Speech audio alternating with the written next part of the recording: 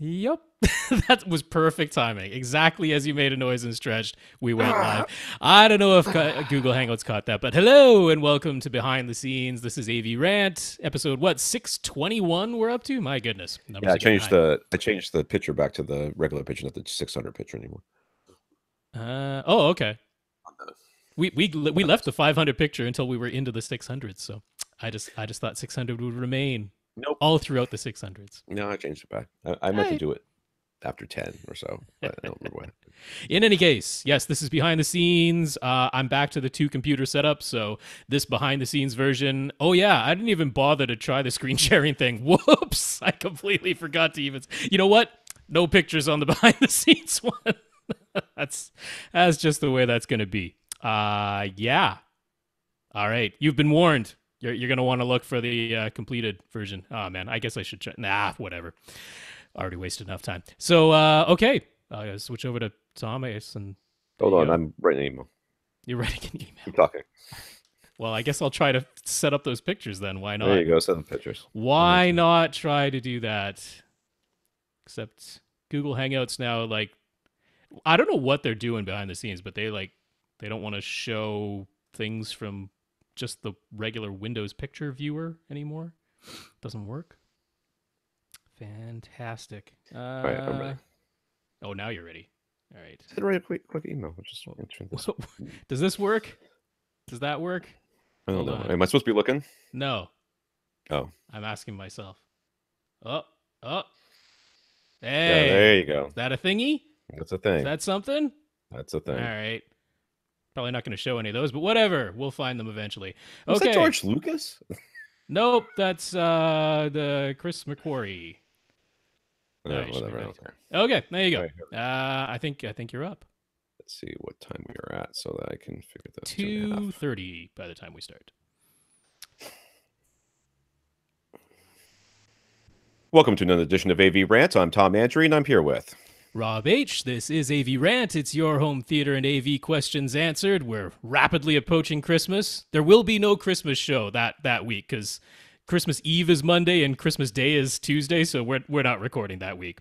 But I actually haven't even told Tom this. I'm trying to maybe do a guest appearance with Lee to do the whole converting things to videotape that he's wanted to do for ages and ages. So what? Yeah, he wants to convert things to videotape or from videotape to digital. Okay. Sorry, misspoke there. But yeah, since I have a little bit of time this week, he and I might record that. We've penciled it in. Why not just record it the week before Christmas so I can take that? Because now is the time when I could actually record it with him. You just fill in for me. You guys could talk. It'll be fun. Well, not on Christmas week. That doesn't help anything. No, the week before, I said. The week before. Well, I don't have any time the week before. We're going to... What time... so we're not recording the week before Christmas either? No, that's next week. Next week we're recording, but I don't have time to do two. That's what I'm saying. Do it instead of me.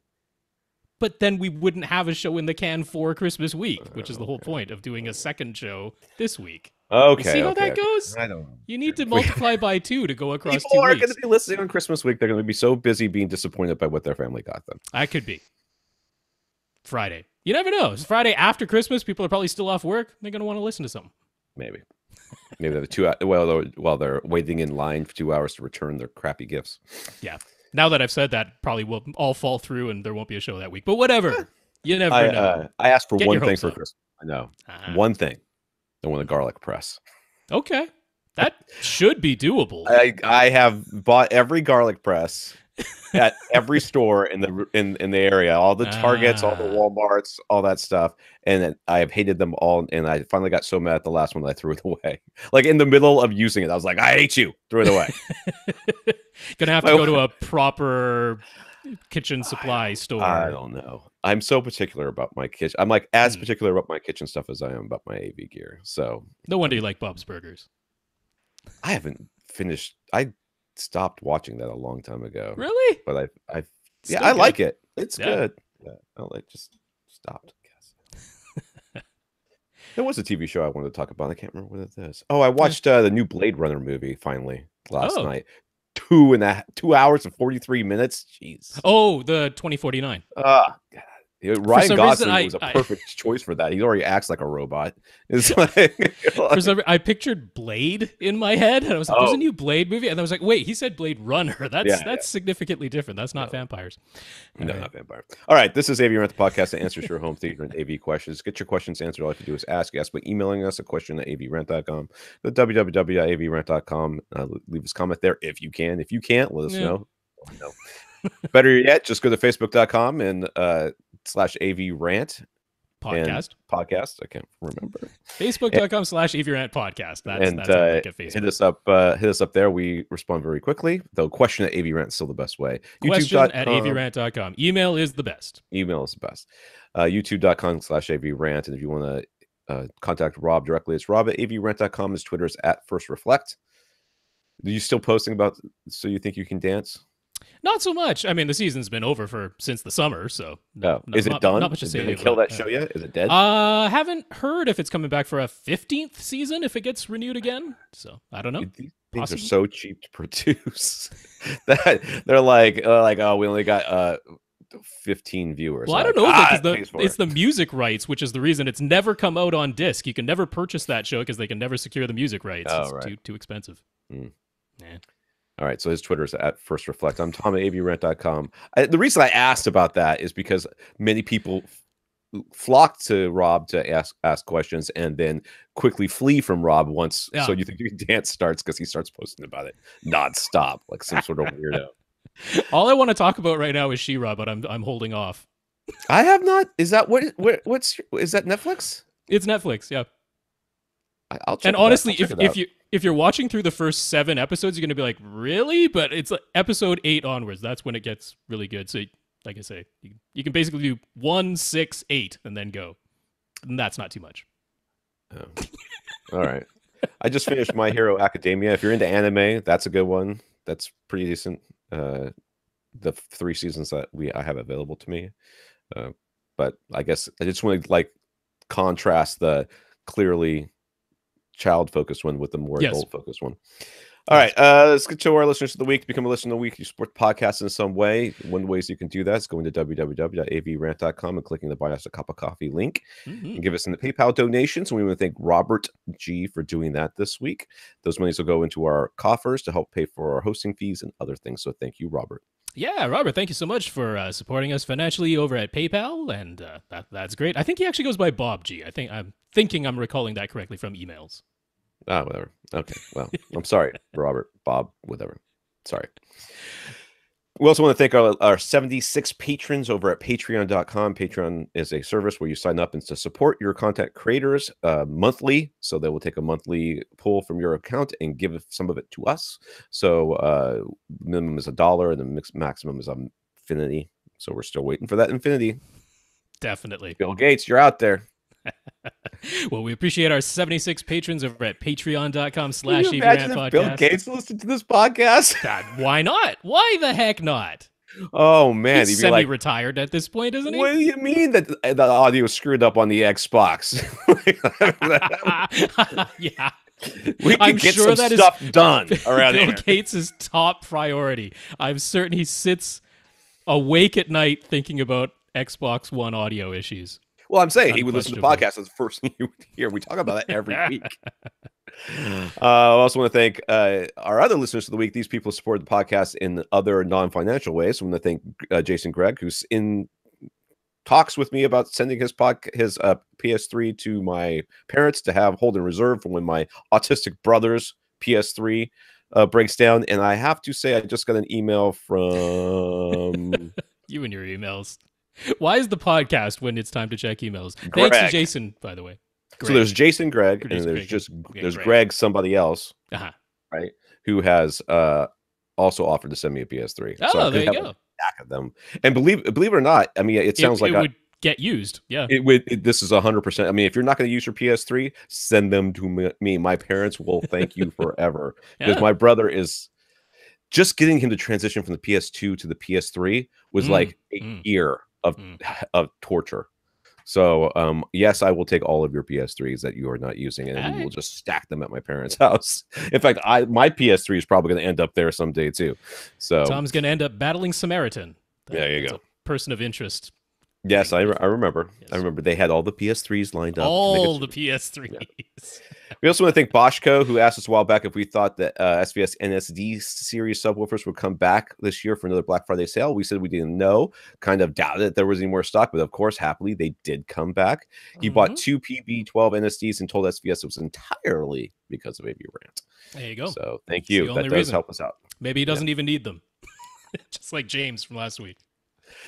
I don't know. All right, in the news, Carl, Arkham has joined the IMAX Enhanced program. Their AVR 390, 550, and 850 receivers.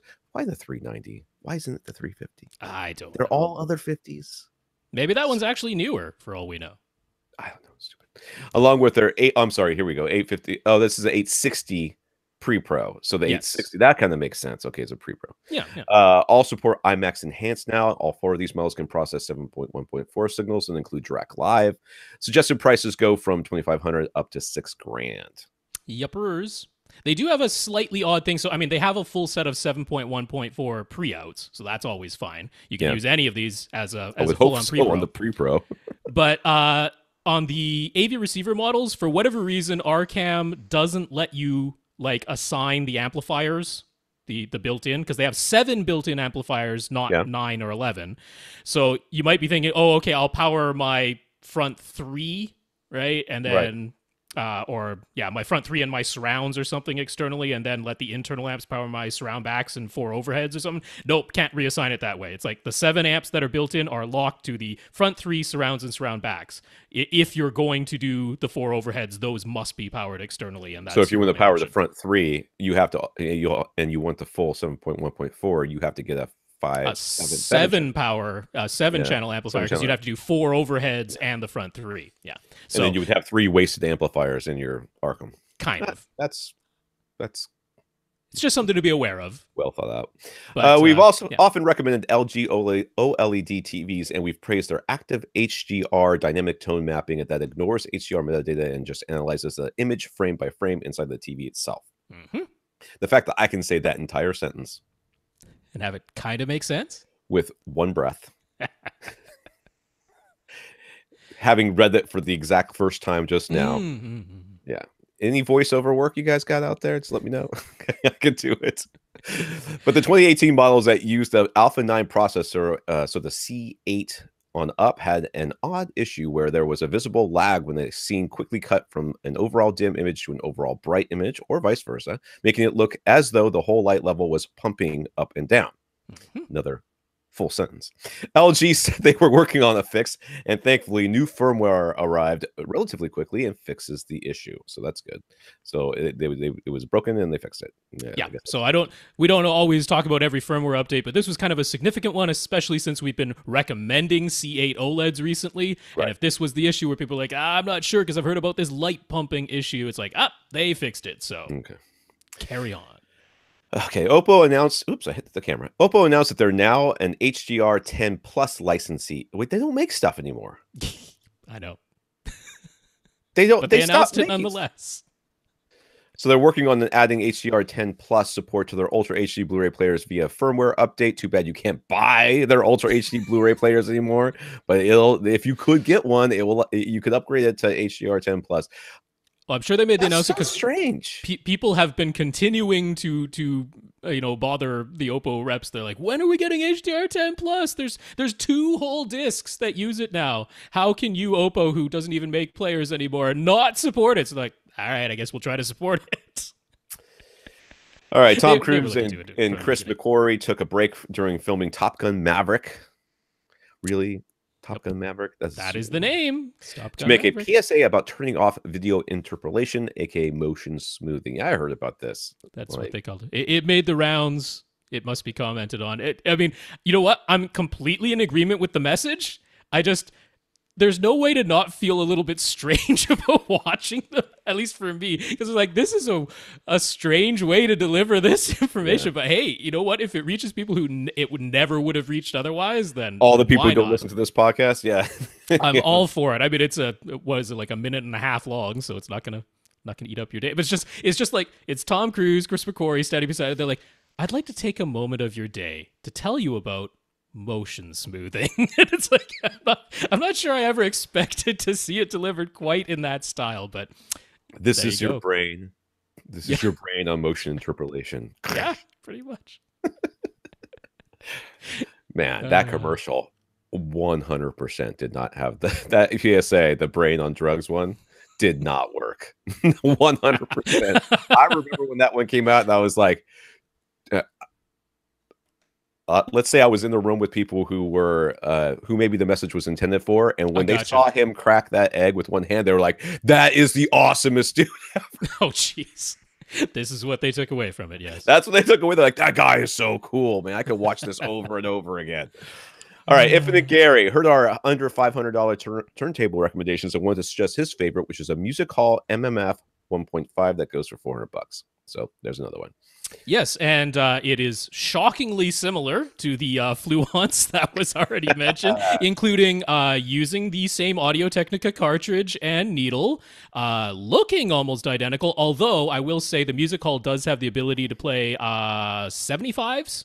Right, the other one can play 45s and 33s, but the Music Hall does give you the dial setting to play 75s, but they look shockingly similar and are priced extremely similar, and they're both belt-driven, but appear to be Audio-Technicas otherwise. I also found it amusing that Music Hall sells a model called the USB-1, which, if you do take a gander at that image, even though the base of it is black instead of silver, if you look at the Audio-Technica LP120 USB, man, do those look similar. But again, the Audio-Technica is direct drive for the platter, while the Music Hall is a belt-driven alternate, because there is no question that began its life as the Audio-Technica. They look nearly identical.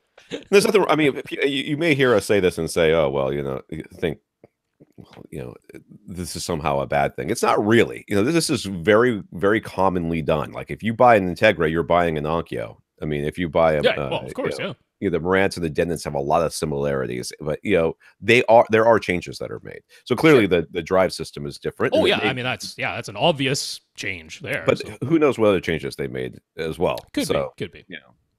Don't just say that we're just counting this. We don't care. I mean, OEMing is something that's done. Well, actually, going back to the Oppo thing, I believe Cambridge is still selling their alternate version of the Oppo. Yeah. So that's like still a way to kind of get an Oppo right now. Right, but how much is it? It's a lot more. I think it's like $800. Yeah.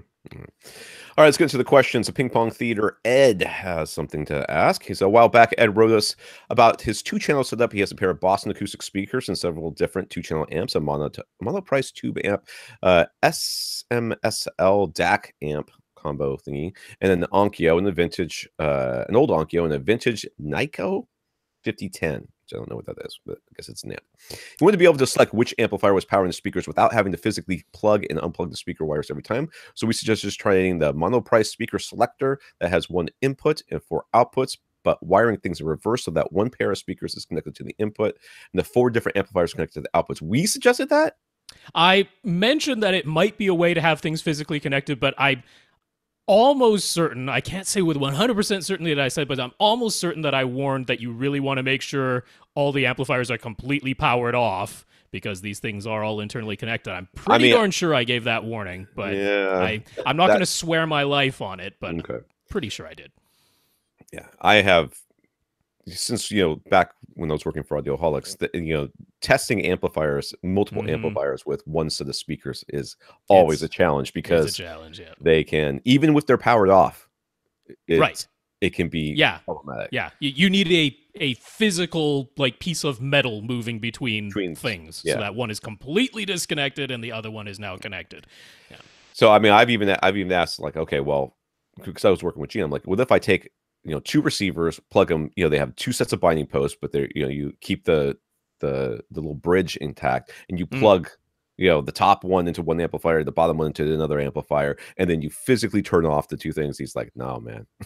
It's like, no, you don't want to do that. I'm like, okay. I mean, what if I unplugged him? He goes, no. Okay. And he's an electrical engineer. I'm not. Yes. All right. So we're going back to Ping Pong Ed here. But that hasn't really worked. if more than one amplifier is plugged into the wall outlet, sometimes it's a protection circuit and one of the other amps will trip. If he has two different sources playing through two different amps and he's trying to switch back and forth on the fly, there will be sound leakage, even if he deselects all 4 channels on the speaker selector. So it would appear that the 4 outputs are always connected to each other with no way to fully turn off 3 channels while only leaving 1 channel active. That has him worried about potentially damaging his amps and his speakers. I would be worried about it as well. Yep. So it's basically left him back with physically plugging and unplugging. So he asks, now that we've had all this time to think about it, since we have clearly thought about it a lot since then, is there a better device, a better solution? The speaker selector has a button on the front labeled a single pair direct, but the manual mentions that it controls the impedance protection circuit. So would having that either pressed on or off make a difference in this with this reverse setup of multiple amps all feeding one pair of speakers? You need the amp selector switch is what you need, and I don't even know if that's made. Is that made? I mean, there's like professional ones, right, into the thousands of dollars, but that wasn't what he was looking for. Yeah. Yeah. I mean, so I don't know. Plugs are your friend, I guess, is right. what I would say. But I mean, literally, banana plugs are your friend because you can just pretty quickly. But honestly, I don't really think that you should be doing this. Yeah, I mean, is it any better? Monoprice has a very different speaker selector switch, which is an AB speaker selector switch, meaning AB for 2 sources, then feeding up to 4 different pairs of speakers. But all 4 of those speaker outputs are still like semi-connected to each other because they can all share one of those sources, or like you could have 2 of the speakers or speaker pairs sharing source A and 2 of the speaker pairs sharing source B, but they do have a source A and a source B. So I'm wondering with that one, if you said, okay, 3 of the amplifiers which are powered off are feeding. Okay, so it's still going in reverse, right? So 3 of the amplifiers, which are actually connected to these speaker outputs, but you say those are feeding source B, and then the only one that's active is feeding source A, maybe that would work, because the source A and the source B switch on this one, those do truly change between, right? Like if you choose source A for one of the speaker outputs, it's not like it's going to leak through source B. I think this is another rabbit hole that is not going to work out. I mean, none of these are meant for.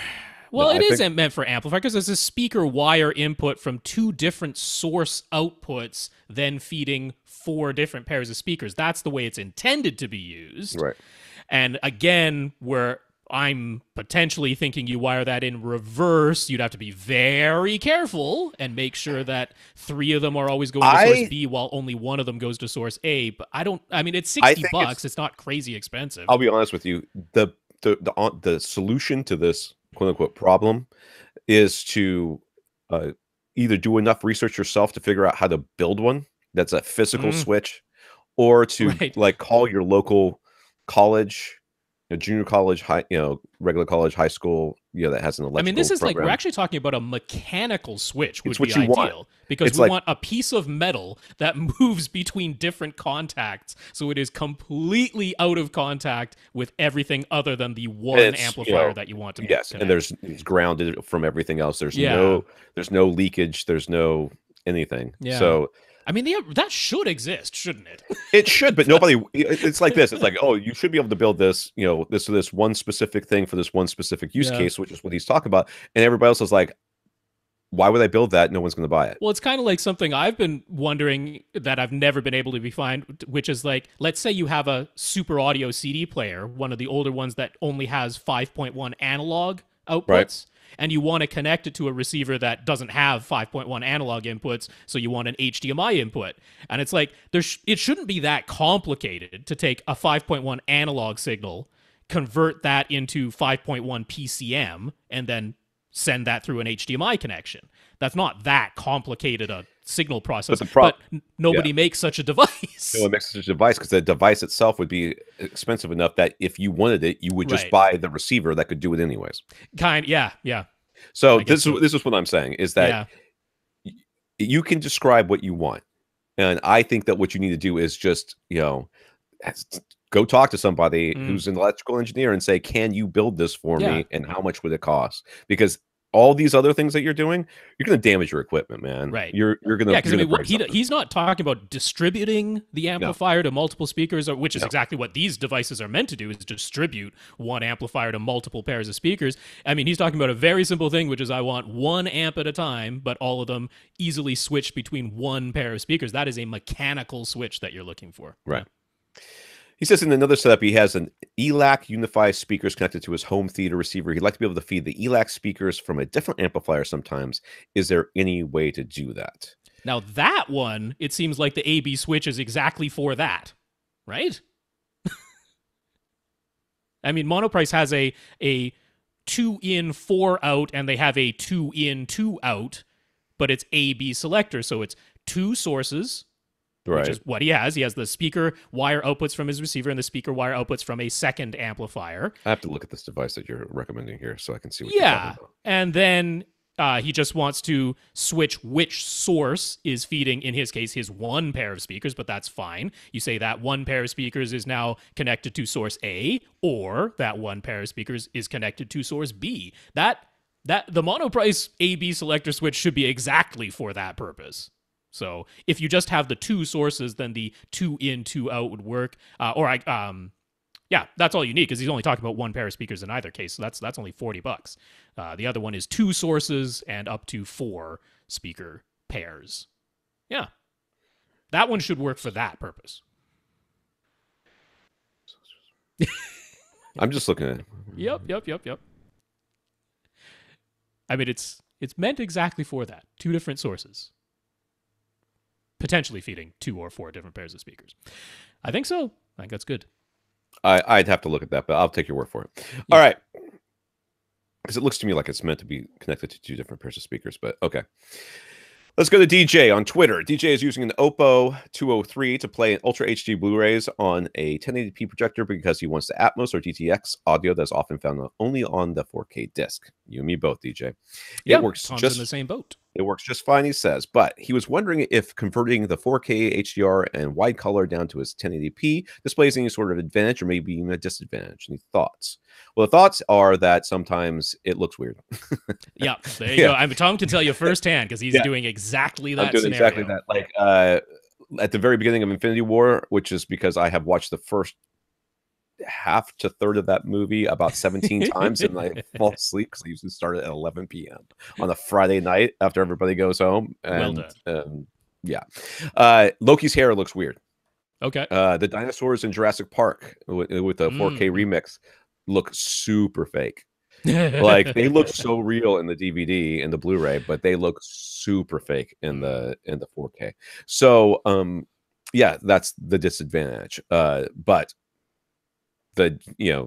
one of the things that we've been talking about is how some of these players have the ability to change how it handles HDR and stuff, and that will hopefully become more ubiquitous going forward. And I'll get a new Blu-ray, Ultra HD Blu-ray player, and then use that. Right. Yeah. In my experience, the toughest part seems to have been the conversion of the Rec 2020 wide color down to the Rec 709 8-bit color. That seems to be the trickiest part because converting the 4K resolution down to 1080p, that's really no problem. That's nothing. And on the Oppo, converting the HDR to SDR, that's done really well, and you can adjust it yourself. If you're like, this looks a little too bright, a little too dim overall or whatever, you can adjust that manually. So the HDR to SDR conversion hasn't been the big problem with a player like that, but the conversion of the color, there are, I mean, it's not like it's all the time you're looking at it go, oh, that color looks way off. It's not that type of thing. No, it's just in the darks for me. Occasionally it doesn't look quite right, and the Blu-ray actually looks better if you're just playing it on a 1080p display. So yeah, it's hard to say that I would call it an advantage to play the 4K version on a 1080p display. I don't think I could. The advantage is that you get the audio. The audio, exactly. That's the advantage. The disadvantage is that it's not so bad that unless you're a real stickler, I would avoid it on the video side. It's like a couple of scenes here. A couple of scenes here or there. Yeah. Monty. As an unfortunate reminder, Monty lost his home in the California wildfires and will eventually need to replace all of his belongings after dealing with insurance and finding a new place to live. In the meantime, he's doing a bit of daydreaming about the new home theater gear he will purchase, and he appreciates our previous suggestions and letting him get a little bit excited by thinking of this whole ordeal as an opportunity to start his theater from scratch and maybe even end up with an upgrade or two. But for the immediate future, he and his family will be renting. He knows there's no point in trying to get a whole theater set up right now when he doesn't know what his future theater room will look like. But he's still going to have a TV while they're renting, so he has an idea in mind. In his old place, he had a 2.1 set up in his master bedroom using another pair of M&K speakers and with an M&K sub, all powered by a Yamaha receiver that was actually sent to him by Tom a long time ago. Now, when I read this, I was like, I sent somebody a receiver? Okay. He said so. Okay, a long time ago when Tom was cleaning out some old gear, and I was like, nope. Monty says he had the funky remote that he was trying, and it was trying to be a sort of an activity-based setup long before Harmony was even around, if that rings any bells. Yes! I was looking for that receiver. It's a good thing he said that.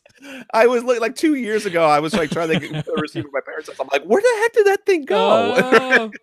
Well, now you know. Now I know Monty had it. It's burned up in California. He had it. It's gone. Yeah, you ain't getting that receiver back, Tom. I didn't want it back. But I just was. It was funny that I couldn't find it. Because I was looking for it. I was.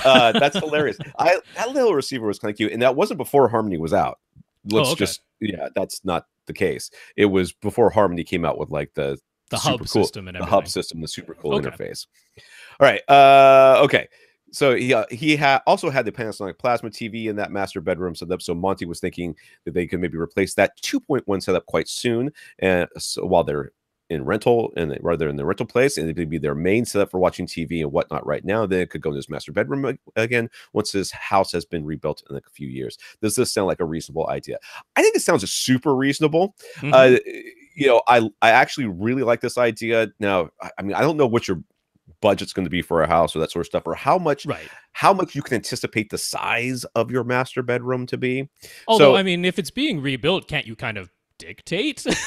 Well, I don't know that he's rebuilding. I thought he was. I mean, he's buying building again or buying new or because a lot of times they're just going to give you the money and say you can use it to rebuild or you can use it to. But I mean, is he buying a palatial estate with a master bedroom that's the size of a great room? I mean, if it's a normal family house, how big is the master bedroom? Well, that's what really I'm saying. I mean, if he can anticipate that, because what I'm worried about more than anything, is buying a big TV because you want a big TV now and then getting it to your bedroom and going, oh, too big. Heck, we're going to put this thing. So, but at the same time, you also don't want to, end up in a with the 55-inch TV and your master bedroom's 30 feet long, and you're like, well, this. I mean, these days, honestly, I mean, 65 TV isn't even that big, you know. It's like, I can live with that just about anywhere. That's about the only thing I would worry about. Okay. I mean, the speakers and the set and getting a little subwoofer. I mean, a good pair of bookshelf speakers in just about any imaginable normal master bedroom is going to be completely fine. Right. Both then and now. So right. And then you can go with a small SVS sub, a sealed one. Like a nice sealed sub. Yeah, like a SB 2000, SB 1000, depending on your budget. And I think it's a really good idea. I agree. Yeah. So he asks if it's just a 2.1 speaker setup, what products would we recommend? I would 100% recommend you go with the RBHs with the upgraded tweeters. The Elites. The Impression Elite series. And then I would do an SB 2000. That, like, off the bat, I'd be like, okay, SB 2000, I know it's small, and I know it's going to fill up almost any bedroom I can imagine. Yep. And RBH would just be a nice way for you to get a nice pair of neutral speakers that are, high power handling, that they can go with the glossy versions. They look really nice as well. And it gets your ears kind of calibrated to really even sound. Well, plus we know he liked M&K. So if you liked M&K, I cannot imagine a scenario where you wouldn't like the RBH Impression Elites. I mean, you could do the listening unfathomable test, right? You could talk to Ascend, you could talk to SVS. They have the return shipping and stuff like that. Right. You could AB all three of those. I would definitely order the RBHs though. 100. I mean, I would order them. I mean, I guess there's the scenario where you would recommend. I mean, one of the ones that you would audition. Yeah, I'm guessing the scenario could be that he actually has a lot more money to spend than we're thinking. So in that case, maybe like Ascend's Sierra 2s could be on the table. Sure. They're like $1,400 a pair, so much more expensive. If that's the type of budget, by all means bring those into audition. But my first thought is exactly like Tom's. I'm like, Impression Elites, RBH, man, that would be a great way to start. Yeah. And what to power them? What would you power a 2.1 setup with?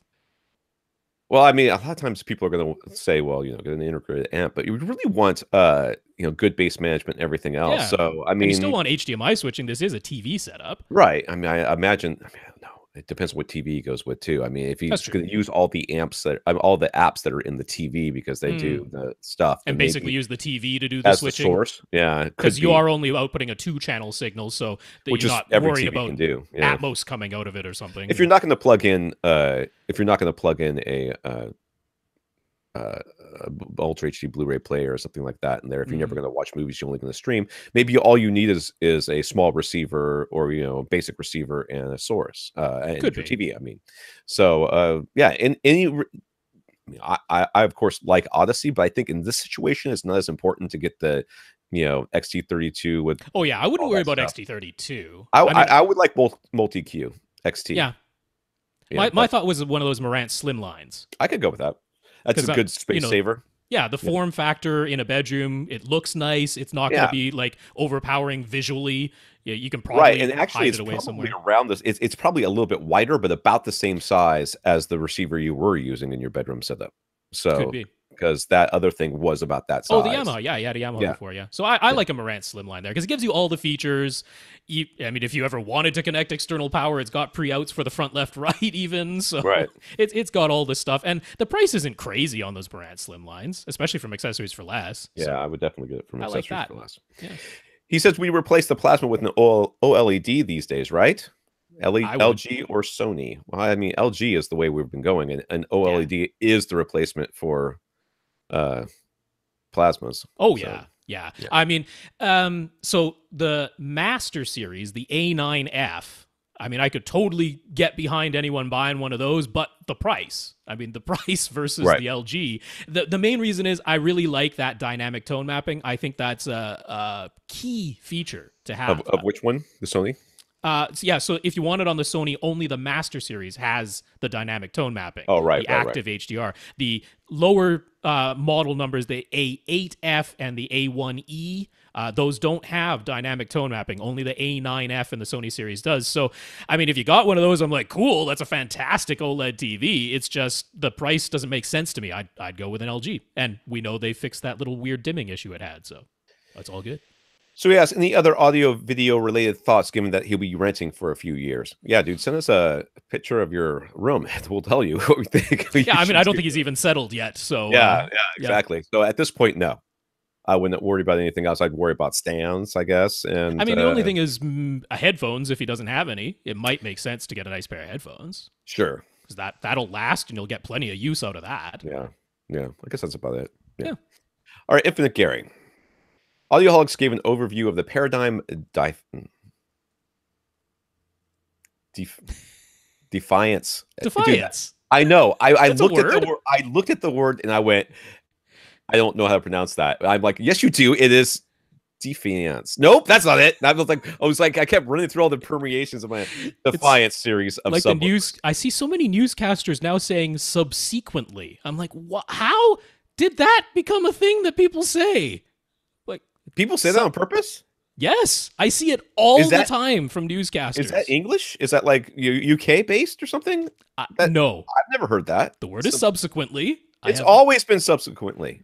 I don't know what's going on. I have seen and it's specifically newscasters. I see it all the time. Maybe they all pronounce bagel bagel. All right. Anyway, Defiance. Defiance series of subwoofers. The entry-level V8 model is very basic, but all the other larger models include the ability to use the new Paradigm ARC app or full ARC software running on the PC with a Paradigm measurement mic. In the Audioholics video, the Paradigm rep mentions that the ARC correction is not a replacement for starting with good subwoofer placement in your room. And Gene mentions that you might want to do the subwoofer crawl first and then apply ARC after finding a good spot. Or buy two of them so that you don't have to do that. But whatevs. Gary has an older Paradigm subwoofer model. The whatevs I have a friend whose daughter is 16 years old, and like apparently jelly is a thing. Don't be jelly, whatever. I find the jelly humorous. Yeah, I like it when you're called peanut butter and jelly. Yeah. Anyway, so that's starting to seep into my brain whenever her and her friends are around. So I got it from Film Cow because his Horseman cartoons, they use jelly all the time. Horseman Jack. No, it's Film Cow is on YouTube and No idea who the that is. Magical Adventures of Horseman. I just love the I didn't know this was a costume party. He's like, what are you talking about? He's like, isn't that why you came as a jellyfish? I have no idea what you're talking about, but that sounds funny. Gary has an older Paradigm subwoofer model, the Studio Sub 12, that came with the Paradigm Perfect Bass Kit. I loved the name of it at the time. I love it even more now. At the time, it claimed that by taking multiple measurements with the mic in several different positions, it could optimize the bass and provide flat frequency response no matter where the subwoofer was positioned. So was PBK doing something different from the new ARC method? Or is one of them better than the other? Yeah, the new one's probably better than the other. Maybe not. Maybe it is. Doesn't matter. The first time they was lying because not necessarily. And they don't say it anymore. Purpose. If you read what's on their website about the Perfect Bass Kit now, they talk about placement first still, and then running the Perfect Bass Kit. I don't think they were necessarily like. I'm sure there was somebody within the engineering department who was like, that's not true. And the marketing guys were like, nah, it's close enough. Right? But we know a lot more now. Then with this Perfect Bass Kit has been around for quite a few years. We know. The Perfect Bass Kit was based on ARC. It was Anthem Room Correction, just under a different name, right? With its own separate little thing and its own separate little mic and all that. The new version. That they're talking about with these Defiant subwoofers, this ARC app. So they talked about you could actually just use the microphone that's built into your phone. The iPhone models are fairly well known, so they've already kind of tuned the app depending, because it can detect what iPhone model you're using. Whereas on the Android one, they actually have you, quote unquote, calibrate your Android phone's microphone by doing a near field reading, and then you do your reading at your seats. And I'm like, that's not going to work with bass in a room. It'll work outdoors, but it won't work in a room. But if you do get the separate microphone, the USB microphone, which comes with the higher and more expensive X models in the Defiance, whereas the V models in the Defiance series, they don't come with a separate USB mic. But that mic is definitely less expensive and not as advanced as what used to come with the Perfect Bass Kit. Right. So in terms of the microphone being used, the new version is definitely less expensive and probably not quite as accurate. It was a pretty advanced mic that came with that original Perfect Bass Kit. So hardware-wise, I would say it's probably a bit of a downgrade. Software-wise, it's the same. It was always based on ARC. It remains based on ARC. That hasn't changed. Right. Yeah. I mean... But either way, if you have created a null because of the placement, no EQ system anywhere, Dirac isn't going to help you, Perfect Bass Kit isn't going to help you, Trinov isn't going to help you if you have created a null. You cannot fill in a null with EQ. So placement always matters. Right. And like I said, I don't want to 100% throw them under the bus and say that they were all, lying on purpose, but the marketing guys and that's all it was. or gals and the engineering side, I don't think, they don't always communicate or the lines of communication aren't always as clear as they should be. And especially in marketing, they make claims all the time that are just flat out aren't true. Like the number of watts an amplifier has on a receiver is almost always like way off. You can fudge those numbers. Look at that distortion figure. But no, I mean, Anthem and Paradigm used to they used to brag about how their system was willing to boost the signal by, I think, as much as 9 or 12 dB or something like that. They talked about that because they're like, other EQ systems won't boost that much, and then over time they walked that back. So things do change over time. Sorry about all the clipping and protection modes. Yes. We're not doing that anymore. All right, Alan says over the past several weeks, he has bought a bunch of new gear, all AVRant recommendations. He got a Denon X4400H receiver, an Epson 5040 UV projector, and a Sony X800 Ultra HD Blu-ray player. He's running a 7.2.4 configuration with in-ceiling speakers for Atmos, and since the X4400H only has 9 amplifiers built in, he's using an old receiver, a Denon X3000, to power his front, left, and right speakers as just a dumb amplifier. Mm-hmm. So Alan wanted to share a few issues that he ran into and then ask a few questions. When he first got everything connected, he immediately heard a horrible buzz. So that's almost certainly a 60 hertz ground loop. That's usually what that is. And it is shockingly loud. It is scary. If you ever hear that for the first time, it's like, oh my God, what have I done? Holy moly. The first time I heard that, I was like, something's going to break. You know, my subwoofer is going to die. Because 60 hertz, man, it comes out of that subwoofer at like 1 billion dB. So he never, he tracked it down to the 12-volt trigger. He never had any issue with his X3000's 12-volt trigger to turn his dual SVS PP2000 subwoofers on and off. The new X4400H's 12-volt trigger being connected made a horrible buzz. Directly grounding the 12-volt trigger reduced the buzz, but he wasn't able to eliminate it completely until he used the 12-volt trigger on his APC power conditioner instead. So now, it's almost 12-volt 60 hertz hums, ground loops like this are very hard to track down. They can come from any number of sources, but usually if you have things plugged into multiple outlets that are on different circuits, that is the source of your problem. I mean, it actually kind of indicates that if you were spending all the money, you would track down the electrical wiring in your house, because it shouldn't actually do that. It shouldn't, but sometimes it does. And a lot of times it comes in through the cable box. Yes. Very so, much so. I mean, I know you don't want to do this again, but if you replug everything in the way it was before and just unplug the cable from the back of your cable box, does it go away? Because then there's your issue. It has absolutely nothing else. Because all of this stuff is connected electrically to each other. They all have some kind of cable going between them, and not everything is connected with a fiber optic cable. We know that. So as long as you have electrical conductivity between these things, and anything that should be grounded is not grounded to the exact same spot as everything else that is also grounded, then you're potentially going to have a difference in ground potential. It creates that ground loop hum. So right. So all of these it could be your over-the-air antenna sometimes. That happens too. So you're like putting things through the APC, or we're going to see as we go on with this question, some of the stuff he had to do. Yeah, that can solve the problem, but the reality is you still have the ground loop. You still have the potential for that ground loop. Right. It's better to just figure out where it's coming from and fix it there than it is to, do all these sort of patches that you're doing right now. It's a little curious, though, because he does have a subwoofer cable going between his X4400 and his PB2000 subwoofers. That's an electrical connection that apparently is not causing the ground loop all by itself. It's just the 12-volt trigger. So you're probably right. Something in that X4400H, maybe it isn't grounded the way it ought to have been. Right. Because it shouldn't do that.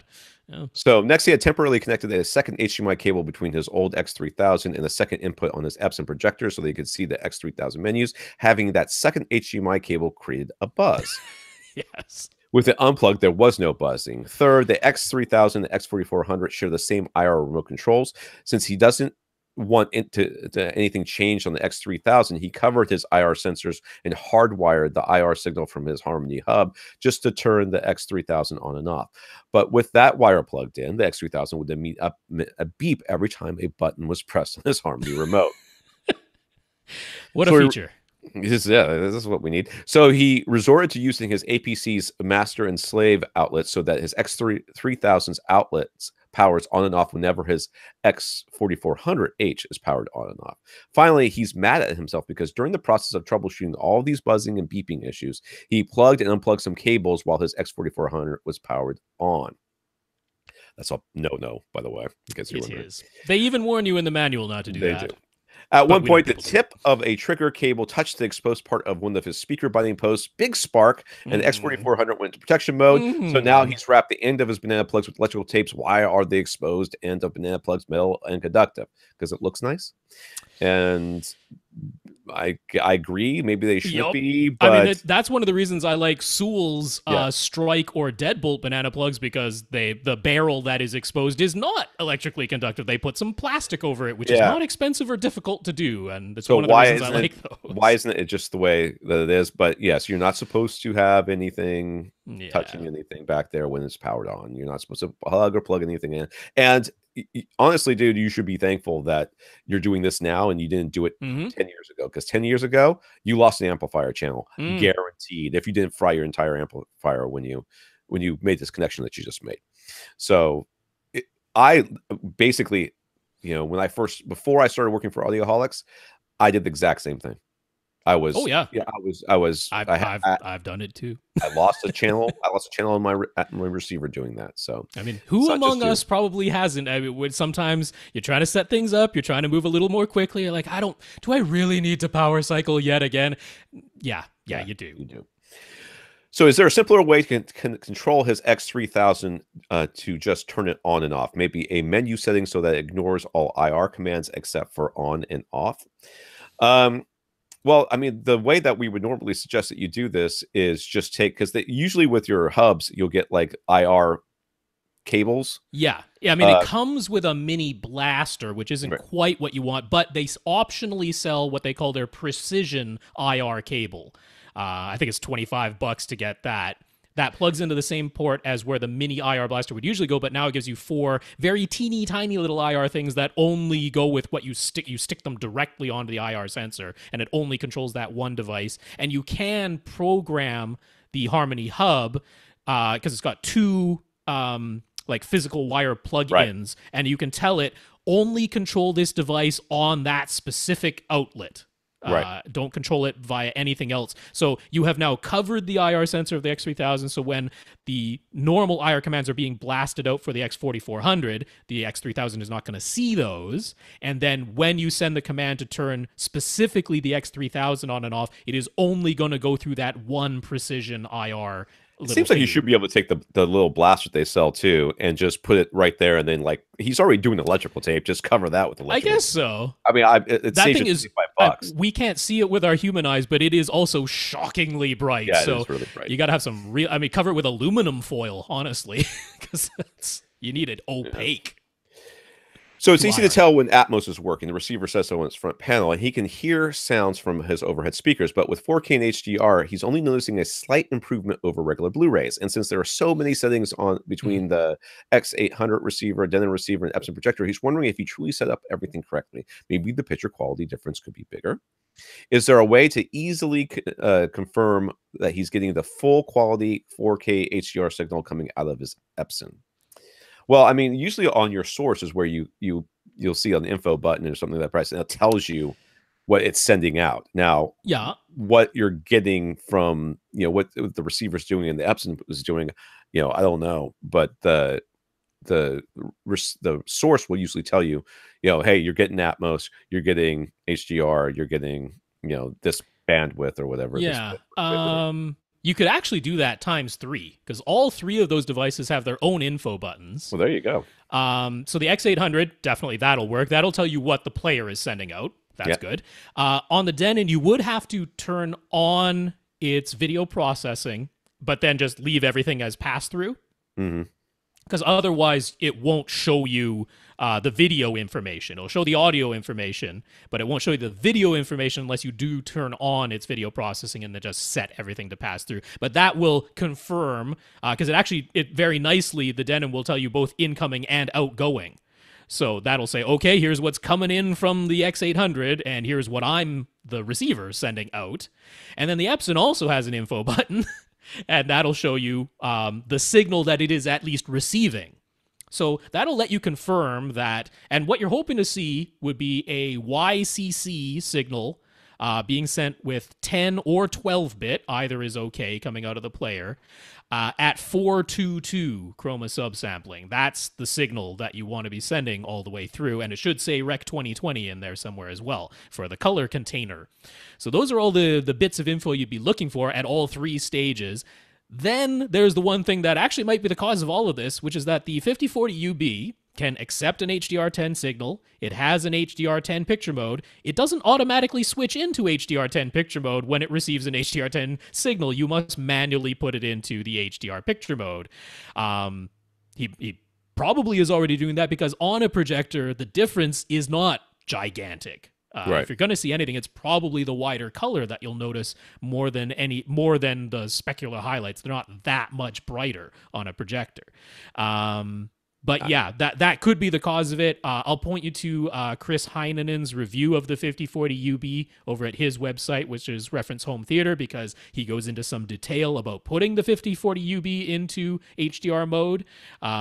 So yeah, that might be a little bit helpful just on the projector side for you to make sure that that is set up correctly. Because the other two, the player should be, if you just go through the menus, you should be pretty certain that you're sending out the correct signal. The Denon is just passing it through. So Right. it's mostly about the EPS and having those settings correct. So as a final thought, he's been very pleasantly surprised by how much he likes Atmos, including using this Dolby Surround upmixer on regular 5.1 content. Speaking of which, I got to experience that as well last night when I was watching Blade Runner 2049 on Yep. Vudu through my Xbox One, and I was like, well, let's set it to Dolby Atmos, because I mean that'll give me it's HDRX on there, so it should be 5.1 or 7.1 or something like that. So at least no. It was 5 point, and it sounded garbo. And the surrounds came out of the surround backs. The surrounds actually came out of the surrounds. The Oh, surrounds okay. came out of the surrounds. Wow. That's good. That doesn't normally happen, but the surrounds did come out of the surrounds.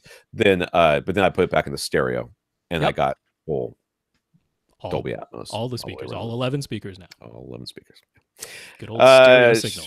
He didn't know there was much of an improvement when he added surround back speakers. So based on things we've said, his expectations for Atmos were pretty low. But he thinks the upgrade has been really cool, and he recommend Atmos to anyone who's considering it. So there's a differing opinion to me. There you go. I mean, we have covered the whole spectrum of what people think and feel about Atmos. So I guess it's a case-by-case basis. Really, it's pretty hard for us to generalize and tell you whether or not you specifically are going to like it. Yeah. All right, John. John is a new AV Rant listener. He says he really enjoys the show, so thank you, John. Thank you, John. John bought his first 5.1 setup back in February with a Yamaha RXV681 receiver, ELAC debut towers, debut surrounds, the more expensive Unify Series center, plus an ELAC S12 EQ subwoofer and a 75-inch Sony X900E LCD TV and an X800 Ultra HD Blu-ray player. That's all nice gear. So that's a Panasonic, isn't the X800 of Panasonic? No, X800 is the Sony. Sony. Oh, yes. UB820 is the Panasonic. Yeah. Then in July, he decided to upgrade his AV receiver since he wasn't totally happy with the Yamaha. So he's got a Marantz SR5012 now, and he bought a pair of ELAC Unify bookshelf speakers, which he moves between his desktop setup and using them as his front B speakers. So he has two sets of front speakers? Sometimes, yes. Because he never disconnects his debut towers, but he's like, once in a while, I'll put the Unify bookshelf speakers as my front B instead. Okay. His room was 13 by 18 with a slanted ceiling, and his setup along one of the 18-inch walls. Set up along, that is a very narrow wall otherwise. Yeah. He sits about 7 feet away. So does that mean the TV's on the 18-foot wall? The TV is on the 18-foot wide wall. So front to back, his room is 13 feet. 13 feet, okay. And he's 7 feet away from the TV, so he's got some space behind him. He listens to a wide variety of music and plays a lot of games. He's tried to follow a lot of the audio advice that's out there to maximize his sound quality. For example, pulling his front speakers well away from any walls did seem to improve his soundstage and imaging. And having his surround speakers about 1.5 feet above his head gave him a nicer sense of envelopment. But he still finds himself wanting to further upgrade. So he sort of regrets trying to save a bit of money by going with the Marantz SR5012 instead of the 6012 that would have given him multi-Q XT32 and the ability to use more than 7 speakers. On top of his theater setup, he has a desktop setup too, where he also like an audio quality upgrade. Plus, he's interested in upgrading his Sennheiser HD 558 or whatever headphones. So he's wishing for improvements all around. Apparently, Christmas is coming, and he's got lots of money. I mean, he's got nice gear. All of that gear, I'm like, that's all nice gear. And he's just like, I want even better. All right. So for the headphones, he's considering something like the Sennheiser HD 600 series or maybe the Audi's LCD 2s. Any suggestions on that front? Yeah, I'd go with Audi's, honestly. Yeah. That would be the larger difference, the bigger sound upgrade, but also the higher price. So that always comes in there. Well, he's the one that recommended it, not us. That's true. I mean, I wouldn't steer you away from that. I certainly wouldn't. That would be definitely a difference from your HD 558s. Your wallet will notice it too. If you want something a little bit less expensive, that would also definitely be a difference. Can once again mention those Hi-Fi Man Sundera. $500 for those, also planar magnetic, but $500 instead of $750 like the LCD 2s are from Audi's. So that could be a potential alternative. Probably the most linear headphones in that sort of price class that Hi-Fi Man has ever put out. They're still not perfectly linear, but compared to what they used to make at that price point, probably the most linear and extended that they've done. So yeah, just an alternative. All right, any suggestions for a headphone amp DAC combo that could also maybe double as an amplifier for his desktop speakers? I don't remember. What does my Stealth DC1 do? I know it takes sources. It's a DAC. It's a headphone amp. It's got two outputs. I don't remember if it has amplifiers though. Well, I'm not even sure if they still sell that one. That's an Emotiva device, and they do sell something that will do all the things you asked for, which is their TA100. That's the model number now. So that's an integrated amp. It is a stereo amplifier to power speakers. Has digital and analog inputs, so it is also a digital to analog converter as well as just an analog preamp. And it does have a very nice headphone output as well. So that checks all the boxes. It's $400 though, right? No, the DC1 does not have any speaker level output. Oh, so okay. It could not do it. Okay, but the TA100 will, for $400, but that's not that. I mean, nice desktop headphone amps are that price or more anyway. Yeah, and then they don't even power a pair of speakers for you. So that's where I'd point pretty much anyone for that. All of that. Oh. Okay. Is that everything else? Okay. Should he consider adding external amplification to his theater setup? No. He noticed some difference. 7 feet away, no. Yeah, he noticed some difference using different amps for his desktop setup. So would he find a similar difference to using different amps in his theater setup? Raw output doesn't seem to be an issue, sitting only 7 feet away. But if you were to upgrade his speakers, would an amplifier upgrade make a bigger difference? Well, it would depend on what speakers you got. If you got speakers that were extremely hard to drive, right, I would probably still say no, to be honest with you. I'm also questioning whether or not there was an objective difference, a measurable difference between your desktop setup. Plus, in desktop setups, you're often dealing with devices that are doing more than one thing. Yeah. So, this is, again, the reason why we on this podcast are always like, the DAC chip inside of the device, doesn't really, whether it's a Shark or an AKM or Texas Instruments or whatever, like that makes discernibly no difference anymore. They all do the job and can crunch the numbers and do the math and not output high levels of noise and distortion. It's not the DAC chip inside, but there are devices that people refer to as DACs that can sound different from one another, but they're not just a DAC chip. They are also an amplifier, or they are also an EQ, or whatever. They do multiple things. So at a desktop setup, it's highly likely that whatever device you're using, whatever amplifier you were using to power your stereo speakers, first of all, you could be going from a really low-powered, high-noise one to a much better one, and you'll definitely hear that. Or it could be that it's multiple things. It's also a DAC, or it's also an EQ, or something like that. And your home theater setup 7 feet away, of all the things that will make an audio difference, changing your speakers will make a big difference. Changing your room will make a big difference. Changing your subwoofer setup will make a big difference. The amplifier is way down the list. Right. So after he got the Unify bookshelf speakers and tried using them as his front B speakers, he knows they do seem to match his Unify center a bit better than his debut series towers. But his debut towers still sound fuller for music listening. So maybe he should get the Unify towers and just keep his Unify bookshelf speakers at his desktop full time. To me, this sounds like you're listening like through Pure Direct or Direct, doesn't it? It sounds like you're turning your subwoofer off during music listening time. Yeah. If you're doing that, then you are hamstringing the bookshelf speakers, and really, you should always be using your sub. Always with a crossover. Don't set those towers to full range. You should always be using your sub. And because you're saying 7 feet away, if you had asked me if you needed towers, I would have said no. 100%. Definitely. Yeah. I mean, you could just get rid of those towers and put the bookshelf speakers in there, and I think that would sound great. And again, we know he's been following audio advice that you'll find commonly mentioned on forums and online, and you will see so many people talking about 2-channel. You have to listen without a sub. It has to be full range towers. I wouldn't blame anybody for following that advice because it is so prevalent online. So we're telling you something different from all of that advice that's out there. Even people I highly respect have said that stuff, so I completely disagree with the idea of not using your sub. Again, the subwoofer is it's part of your room. That's really the only way to think of it. Right. They are inseparable, the subwoofer and the room, so it doesn't make sense to ever turn it off. Right. So to me, yeah, you're looking for a difference in sound quality. You're looking for an upgrade in sound quality.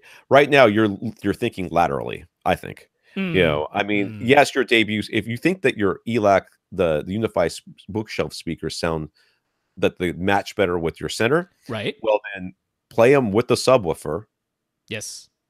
And then compare them back and forth with the debut towers, and then to say to yourself, which do I like better? And if you really do like the bookshelves better, get rid of the towers and buy another set of bookshelves. Right. That's what you should do. Yeah. But if you really want to change in sound quality, you just have to buy new speakers all the way around. And since that's what you have is already good. Yes. This is not going to be cheap. No, you're definitely going to put out some money. Yeah. So, and it's going to be like the difference from whatever you had before to your current ELAC setup. That was probably a big change. And you're like, oh man, can I get even better? It's like, you can get a little better. I'm not going to tell you there's no such thing as anything that sounds even a little better than those speakers, but diminishing returns, big time. You're going to pay a lot more money for a much smaller gap in performance. So he's running a 5.1 and using the remaining 2 channels to have his front B option. Should you go with 7.1 instead, or maybe try 5.1.2 with front heights? Well, I would never suggest front heights. I don't think front heights makes that much of a difference. But if you're going to do 5.1.2, the 0.2 should be middles, top middles. Sure, top middles, yeah. I mean, the thing is, he actually has 7 speakers on hand. Yeah. So you can try all of this without putting out any money. Right. It's, you know, it's going to be some time, definitely, but and you can speaker wire. Yeah. And speaker wire. Yeah. But that shouldn't be a big investment unless he's listened to some really bad advice on the internet about speaker wire. Hopefully not. Don't do that. Just buy some Monoprice or buy some from Parts Express from Belden. But you can, I would recommend giving it a try. You can set up 7.1 right now. You have 7 speakers on hand. So give it a try. So overall, what should he upgrade in his theater at this point to really take his audio quality to the next level? Well, if you're not willing to buy a whole new speakers, right? I mean, the thing that's immediately jumping out to me is you only have one subwoofer. Yes, that's the first thing I would do. Although it's probably just the one main seat that he cares about. So it could be, but you know, so either buying a second subwoofer so that, I mean, we don't know what he just told us the dimensions of his theater space, right? It could be that it's open to the rest of the universe. Right. So we don't know. We're assuming a 18 by 13 enclosed rectangular room. Right. Which means that you could place 2 subwoofers in such a way that you would get good even bass across, or, you know, even bass across all the seats. But maybe that's not the case. So either you buy a second subwoofer or you spend a lot more time making sure that your subwoofer is in the best place for your seat. For your one seat, yes. And go with that. You know what I would, because I mean, he's clearly into this, right? This is not I'm a super casual, I just want something I throw up and plug in and it all works for me. He's the opposite of that. I think what might make sense for you right now, because we don't know how much his room situation is going on. You know, often acoustically treating your room, we will appreciate the difference, but it's not as large a difference usually as completely changing your speakers or that, but more of a difference than changing your amplifier, I'll promise you that much. But I think getting some measurement equipment might be reasonable, because we're talking about really just a calibrated USB mic from Cross Spectrum Labs. That's about $100. About $100, a little over $100.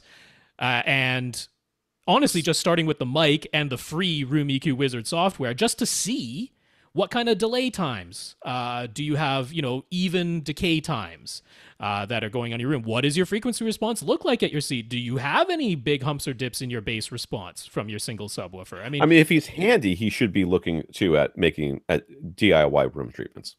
Yeah, exactly. Yeah. But it'd be nice to see what's going on with your decay times right now, which you could do. So, I mean, I think for a person like this, that's a reasonable investment that he would get use out of and probably enjoy the process. Right. So I could see doing that, because that'll give you more information to make even better decisions as you move forward. Sweet.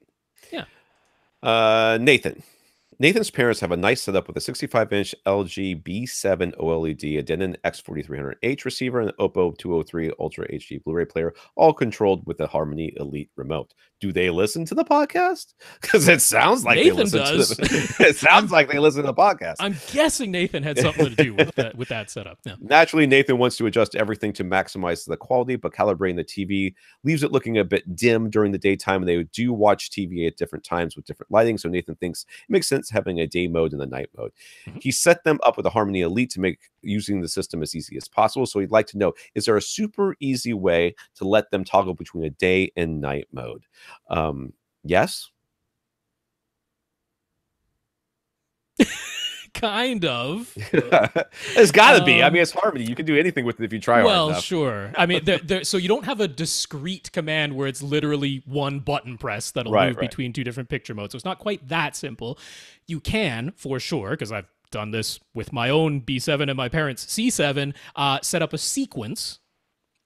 So on the Harmony remotes, within any activity, you can set a sequence. Which basically means you press one button on the touchscreen and the Harmony sends out multiple commands to whatever devices. So that we used to call this a macro, right? The one button press and it does multiple commands. So now they call it a sequence. So I can see why this is a little tricky, because someone might be saying, okay, how hard is it really to press the settings button, go down to picture mode, and move between day and night mode?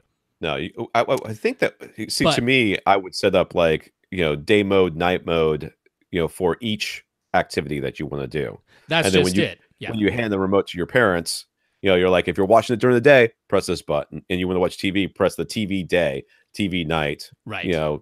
Watch movie day, watch movie night. That's the way I would set it up. Is there something better than that? Well, there's one little problem with that, though, which is we can envision the scenario where they're watching during the day, and they press this thing that says go to day mode, right? So what the sequence will have to... So with the LGs, the way their menu is set up is that it'll press settings, you'll go down with the down arrow to the picture mode, you'll click OK, and then you can move side to side, and it will scroll through all the picture modes, but it wraps.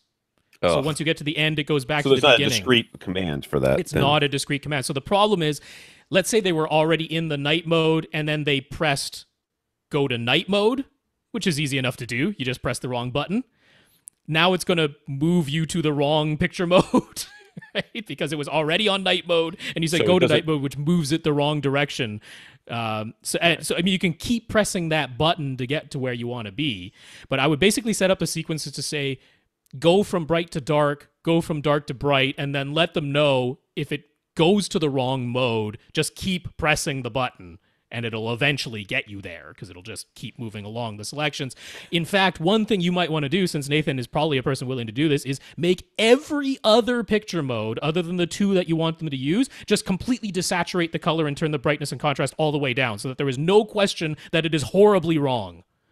Right. There's no way they could possibly look at it and go, oh, that's fine, whatever. I don't want to press the button. I'll just keep watching it. Like, just make all the other picture modes so bad that they can't possibly watch it that way. And then they will have to keep pressing the button to get to one of the two good modes. That's my workaround for it. I wish it were easier. Right. Whenever a TV or any device, honestly, these days doesn't have a discrete command, IR command for every single thing on there, it's just like a big middle finger to the end user. It's like, we're too lazy to come up with a 6-digit code that an IR blaster can send out. It's unnecessary. But there's one other thing, which is that these OLEDs, they do have a room light sensor, and it will automatically, if you use that mode, boost or lower. And somebody opens a door and the light floods in their room and it changes the thing, or somebody walks in front of the TV, casts a shadow, and suddenly the TV changes its brightness. But I'm betting Nathan's parents don't care as much as Nathan does. It could be. If all they're like is, at night it looks great, during the day it's a bit dim, which is totally true. Or then, what you do is you just set it for daytime mode, and then if they don't complain that at night it's too bright, then you're just like, that's just the way it looks, Mom. I mean, that is what I did for my parents. I set one picture mode that's bright enough for full daytime viewing. It's not eye-searingly bright or anything, but then at night it's a little brighter than it really should be, but it doesn't hurt your eyes. So I'm like, there, middle ground, and I left it there. That's probably what I would do too. Yeah. All right, Bob. Bob says his ears are getting older now, so high frequencies are rolling off, and he's having some issues understanding dialogue. He's using a Sony 3000 ES receiver that he is already preparing to upgrade to a Denon, and he has Snell speakers for his LCR. Does Snell still make speakers? No, they are I have gone. not heard. Yeah, they made some decent speakers. They were expensive. They did, but that was where the whole Dapolito array came from. Was Snell.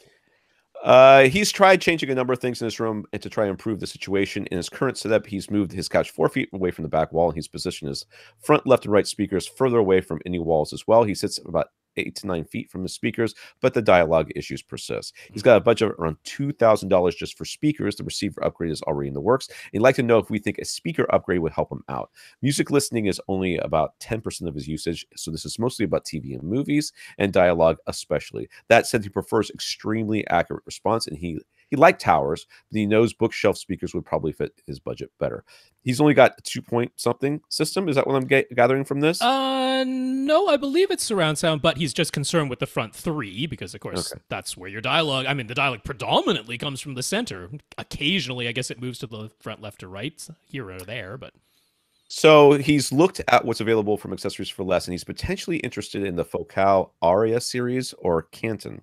He's considered Ascend, Dynaudio, and Revell, but what he'd like from us is to narrow down his choices to just 2 for him to bring in and audition.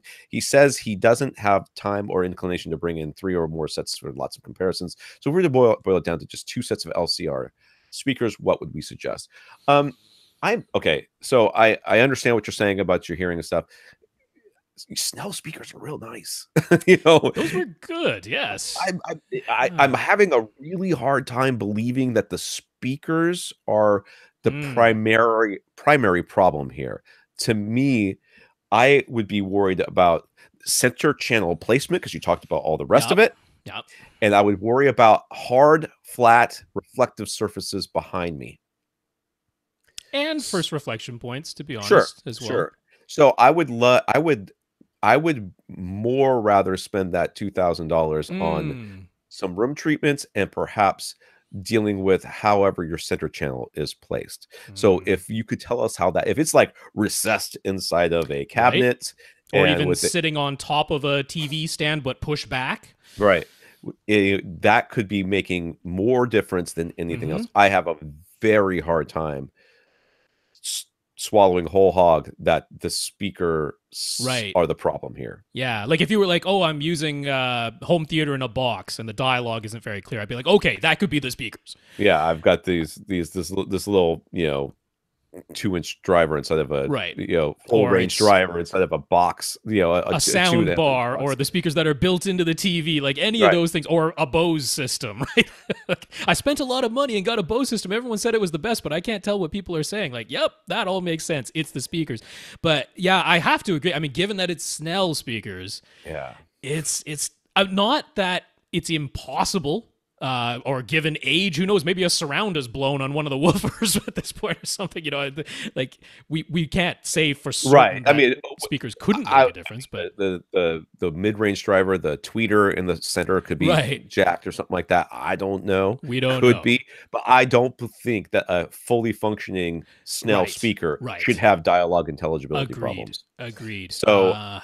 Yeah. I mean, do we want to spend all this money on room treatments in that when we don't know for sure? I mean, we have to diagnose first. We have to diagnose. Otherwise, we're spending money that potentially isn't the very best usage of those funds. We need some pictures. Send us some pictures, number one, and let us take a look at your setup, how it looks in your current room.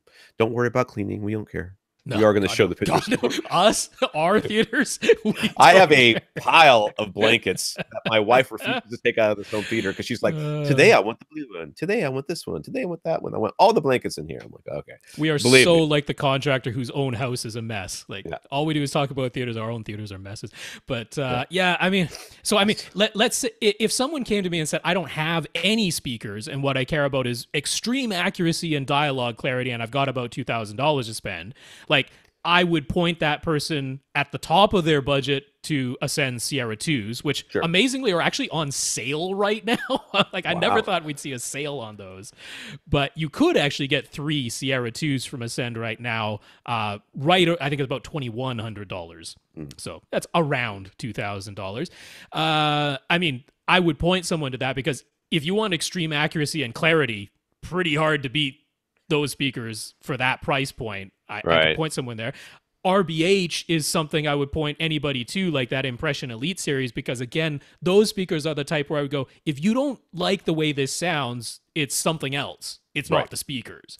And that would be at a lower price point. Yeah. So like you could even get 3 of the R515Es so that you have 3 identical speakers. They have the woofer tweeter woofer design. You can use them vertically or horizontally, and great drivers, great design. If you don't like how that sounds, it's not the speaker's fault. So if you want 2, that's my 2. Those are the 2 I would tell somebody who do audition. Yeah, I would have gone RBH straight out the box. It's just a no-nonsense recommendation that just is safe. It's not too expensive. Yeah. You know that the speakers are accurate. You know that the speakers are flat. You know that. But I really believe that we can get this problem fixed by spending a couple $100, in a little bit of time. Would it even make sense to like literally just bring in a single R515 Elite? And make sure that as your center speaker is set up properly, and just hear what that does. Because as far as a potential loss of cash and shipping charges, that's minimizing it. And we know that speaker as your center, if dialogue isn't clear, it's not the speaker. I wouldn't order a single thing until we had seen the pictures of this room. Fair enough. Yeah. I mean, that's just me. I mean, I now imagine he's in a glass box and he has buried his center channel inside. Yes, and even though you're 4 feet away from your back wall, it's still reflecting like crazy. Yeah. So I need to see the room. All right, Adam. Adam wants to install a setup in his family room, and he says his only option for where he can put speakers other than his front left and left, center, right is in the ceiling. He's got a Marantz SR7009 that can power up to 9 speakers and process up to 11, although it can't do DTS X, it can only do Atmos. And during Black Friday, he bought ELAC Debut 2.0 front, left, right, and center speakers, an SVS SB12 and SD subwoofer. How big is this room? He didn't tell us yet. And 4 Sonos in-ceiling speakers, so he has 7.1 speaker combo ready to go. How would we suggest deploying those 4 in-ceiling speakers? I'm not going to like what I'm about to say. Does traditional 7.1 with both surrounds and surround backs all being in-ceiling even make sense? He's thinking having 5.1.2 would be better, but it would still be in-ceiling surrounds and then a pair of top speakers somewhere where we recommend.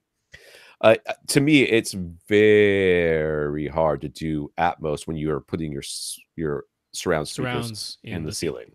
Yeah. I really would, if you had asked me beforehand, I would have said you should buy 5, your front 3, your surrounds, and you're done.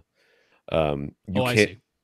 I don't think that the only other speakers I would be okay with you putting up there would be the surround backs because they're far enough away. Yeah. I mean, you could do front heights or top fronts. But honestly, in-ceiling surrounds and top middles, is that going to make sense? No, they're going to be like inches away from each other. So, if it were me, I would just stop with the 5.1. Maybe go to 7.1 if you really want to. Yeah. I don't think it's going to make a huge difference. I would take those other 2 speakers and either send them back, or I would box them up and save them for if something goes wrong, or use them as a zone 2 for distributed audio in a different room. Sure. Yeah, I mean, I can see the argument for front, middle, back, right? Which would be your traditional 7.1, right? When your surround speakers are going to be above you anyway, having another pair up there as tops of some kind for Atmos, discerning the direction of the sound isn't going to make a huge difference. So, Right. you know, we don't know the full room size. He's saying the only option is in ceilings, which makes me think this is probably an open space. Called it a family room, so Right. it's probably open common center or something. So I could see the argument if it's a fairly large space of being like, okay, I've got my front speakers in front of me, I got my surrounds that are in my ceiling and to my sides, and then I've got another pair of speakers that are in my ceiling and well behind me. Right. Because that at least that'll give you a sense of forward to back motion. Sure. So yeah, if you were gonna do it, I'd probably just do 7.1. Yeah. Rob, not this one, a different one. Rob has an C6 LG OLED, a Marantz SR6010, and an Oppo 203. He was happy when the Dolby Vision firmware update finally arrived for his Marantz receiver, but he's having some erratic playback. With the 203, Oppo 203 connected directly to his C6 OLED, Dolby Vision plays perfectly, but with the Oppo going to his Marantz and then Marantz to the TV, the OLED seems to occasionally lose the HDMI connection. Is this a common problem? Do the slightly older Marantz receivers have a Dolby Vision pass-through problem? I don't know, but this sounds like video processing to me. I mean, this is the first thing that came to my head would be make sure there's no video processing on in the Marantz. But other than that, I don't know. So I haven't seen large reports of this. I only have 2 Ultra HD Blu-rays that are Dolby Vision Ultra HD Blu-rays, so I don't have a huge sample size. Hasn't happened to me, but it's not like I've watched those movies every day. But I'm not going to blame this on the receiver because I think is actually might be an HDMI cable problem. Could be. Yeah, sure. Because when you're doing this, since the LG OLEDs are capable of accepting a 12-bit signal, that is, if what your Oppo is set to automatic, it'll output 12-bit when it's Dolby Vision, because that's actually how it's encoded, which means it requires more bandwidth through the cable. And you're like, okay, the OLED connected directly to the Oppo, that worked, but that was using the cable that came with the Oppo, which we know is a premium certified, the full 18 gigabits per second. We don't know what cable you were using to go between your Marantz and your OLED, and it might have been the regular high-speed HDMI cable that tops out at 10.2 gigabits. And now when a 12-bit signal is trying to be passed through that, he's like, it works some of the time, and occasionally it drops out. I'm like, that sounds like maybe a bandwidth issue. Yeah. So it might be as simple as replacing the cable between your Marantz and your TV. If that was a little bit older, the one you were already using, worked with everything else, including maybe other 4K sources, but now it's probably 12-bit and higher bandwidth. That's my suspect, because this isn't a common problem. I'll be honest with you. This is exactly my issue with upgrading to a 4K projector, because my HDMI cable is in the wall. And I don't have a clue if it's ever going to pass through. Yeah. Anything I mean, if you're sticking with only 24 frames per second, it should. It's never going to be Dolby Vision, so always make sure it's 10-bit, not 12. Should. It was a long cable too, man. I know. Which I'm feeling very. And you didn't take our own advice and do it in conduit. No, it's because boy. I know, and the reason I didn't do it was because the dude, literally, I called some friends and they said, "Yeah, we can come down tomorrow and do the wall." I'm like, "Okay, what do we got to do?" And I just didn't do it. I honestly don't think conduit would have worked because it's not through the ceiling. It makes 1, 2, 3, 4, 5, 6, 7 turns, right hand turns. Yeah, 90-degree turns. I don't think it would. And at the time, I don't think that little mini connector on the fiber optic that Mono Price sells was even available. No, it wasn't. Yeah. All right, Josh. Josh has an SVS PB2000. He says it sometimes sounds as though it is blown. He'll sometimes hear a rattling coming from inside and hardly any output from the sub, but then he'll move the sub and plug it into a different wall outlet, and suddenly it's working fine again. Any thoughts? It's okay. I don't know what the inside of SB2000 looks like. I'll be on a PB2000 look like, but this sounds like there's something in there. Or something has come loose. It's not impossible. I mean, SVS. I was so good in their customer service. Yeah. I would call them right away. I get it. Not every brand am I like eager to call them. Yeah. Right. And maybe Josh is just thinking along those lines. But like SVS, I'm like, you got a problem, you just call them, because they will do everything they can to help you. This sounds like there may be something got in that port. in some of the sometimes what they'll do is they'll take the amplifier and they'll encase it in a plastic backing box, right? Right. I don't know if they do this with SVS or not, but Not that I've seen. Although it's pretty compact, it's all digital. Yeah. So, there is a connector that goes from the driver to, and it's like a speaker wire, driver to the amplifier. Okay, that's inside there. And if one of those connections is a little bit loose, then as the subwoofer plays, it could be pulling it away either through heat. As the wire heats up, it kind of bends it back, and then it goes kind of crazy and then the output goes down, or it's just shaking it loose. And you moving it is just letting it cool down or letting it go, fall back into place. So that's making that contact. It could be as easy as taking out the amplifier, tighten up all the wires, and you're good to go. I would 100% call SVS and tell them what you're experiencing. Yeah, because I think that they'll either send you a new unit or they'll or talk you through a fix. Yeah. So. Yeah. I mean, the fact that it does work sometimes, I mean, it could be that an amplifier is becoming faulty. It's almost certainly not that the driver is becoming faulty, because that never happens with SVS. Well, not only that, it would not be intermittent. If the driver is if the driver is damaged, it is damaged all the time. Sure. It's not damaged somewhere. Yeah, exactly. But I mean, I had a sub before where not a completely dissimilar problem. I would hear rattles sometimes. Opened it up and there was a screw that got in there, and it was falling on and off the magnet. So. There you go. That'll do it. That'll do it. That'll do it. I've had Legos in mine. Absolutely. Boschco, what's our favorite Canadian-made speaker company? I don't know all of them. I mean, true. There's probably some we don't even know. There's. I mean, I would have to see a complete list. Is a Send? Nope. Canadian? No. Nope. He's in California. Hyperion? Nope. They're in Ohio, I think. I don't have a favorite Canadian. Really? I don't think so. All those Canadian brands, all that NRC research. Can't think of a single one. I mean, there's lots of them. I mean, there's Paradigm. You used to like Axiom a whole lot. Not so hype on them anymore. Yeah, until they raised their prices and didn't change the quality of the speakers. Paradigm is an easy answer. I mean, Paradigm's kind of pricey. Kind of pricey. Their monitor series is pretty reasonable. What's the other ones? The PSBs, is that right? There you go. And that's surprisingly, even they don't get mentioned that much on this podcast. You don't hear me recommending them all the time, but that's probably my answer. PSB is probably my favorite Canadian-made speaker company. I like their products. They've got the best Atmos upward firing modules if you ever want upward firing modules that actually work, because they're the only ones who built them to Dolby spec. So good on you, PSB, and they actually work. So yeah, that's my answer. It's PSB. All right, I'll go with that. Andrew on Facebook.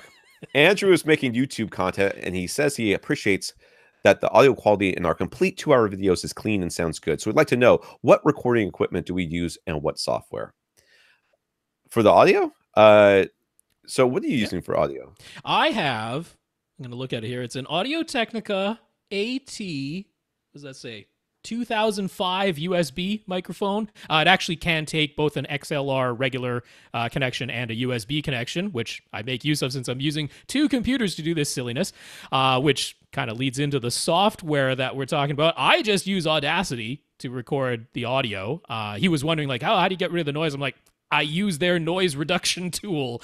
You highlight over a blank space, so I just leave some blank space at the beginning and the end with room sound.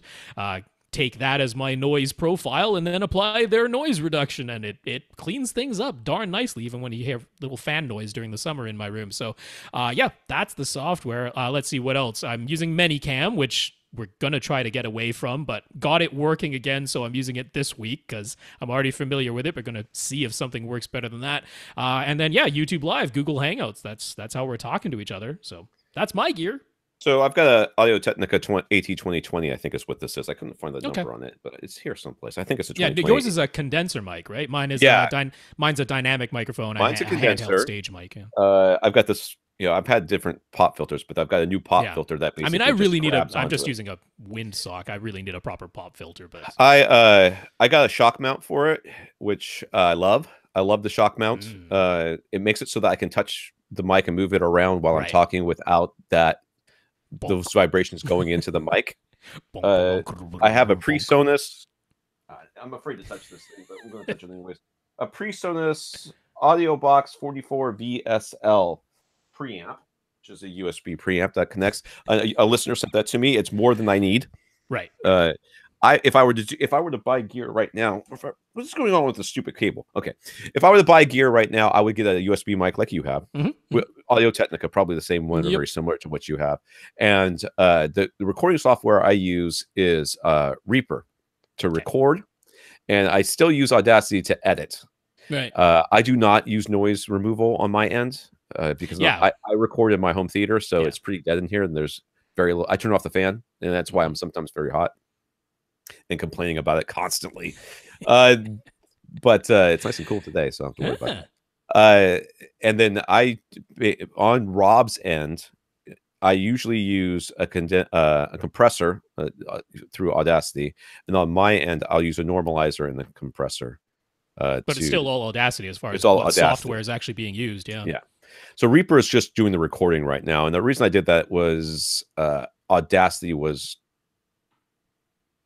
messing up, and I was very irritated. None of our stuff is expensive, really. I mean, your mic and your preamp are pretty good prices. The preamp is expensive. I would never have paid that much for it because it's got like 4 inputs. It's not like you inputs. truly needed that for your purposes. So. No. But I've been using the same mic since day one of this podcast. Right. This podcast, I think it's $100 mic or something like that. And then I've got this arm thingy is here to put it here. Right. When I do use an XLR connection on this microphone, my preamp, so that I can turn it into a USB input to get it into my computer, I use the USB dual pre from the company called ART. So that's a nice, inexpensive, does a really nice job microphone preamplifier. Even has phantom power if your mic needs phantom power. So that's a nice, inexpensive one. Yeah, which mine does. So if I'm making YouTube content, and I'm like, and I guess cameras too, right? So I've got the Logitech HD 1080p one, which is just, I have it mounted on the, which I've kicked the tripod twice during this podcast, which I normally don't do. But I've got it on the tripod, and my computer sits right underneath it on a speaker stand, because that's what I've got. And I'm sitting on one of my dining room table chairs. So, it's not very comfortable, but I'm sitting on it. I've got a Microsoft LifeCam, whatever, the one that was 720p resolution, Cinema something or other, Cinema HD or whatever. I don't think you can get it anymore. And I hate it. And the whole reason I got it is because there was a Windows update, because you use Mac, right? Yeah, now. There was a Windows update that killed all Logitech webcams for like 3 months. And I was using a Logitech webcam at the time, so I'm like, all right, I need a webcam that actually works. I'm like, okay, Microsoft branded webcam, surely that'll work. And it functions. I've never had it not function. It's just can't adjust anything on it. Every time there's a Windows update, it like gets all screwy and I have to reinstall the drivers. And I'm like, really? Microsoft, you can't make Windows work with your own branded webcam? So yeah, I won't recommend that. And for recording my video end, I record on OBS, which is a free software. So software wise, Minicam costs like $60 or something like that when I bought it for us. I think it's something like that for like a lifetime membership, whatever. But that lifetime is about to end because they moved on to a different platform. OBS is free. If you get the version I've got, which is open broadcast software. It's what most streamers and YouTubers use to record things. Audacity is free. Yes. Reaper is technically free. So constant evaluation. I have been evaluating it for quite some time. I really need to figure out how to edit in it. It is much more powerful. And in fact, I would highly, if you're not doing it yet, I would highly recommend you use Reaper and then pay for it. But use Reaper instead of Audacity, because I think it's closer. It operates closer to Pro Tools, which is the high-end software. I used to use when I first started this thing, somebody gave me a key for Pro Tools that I used for a bit, and Pro Tools is awesome. Now I found out it was pirated, so I deleted it, but I used Pro Tools for a little bit, and Audacity it's just nowhere near. And Reaper I think is a little bit better.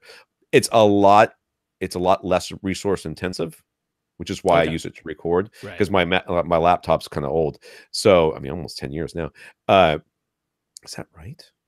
To check that. Anyways, it's been around for a bit, and I needed something that wouldn't hog up a bunch of resources. So yes, I switched to Reaper basically because Audacity was slowing everything down to the point where I couldn't do anything.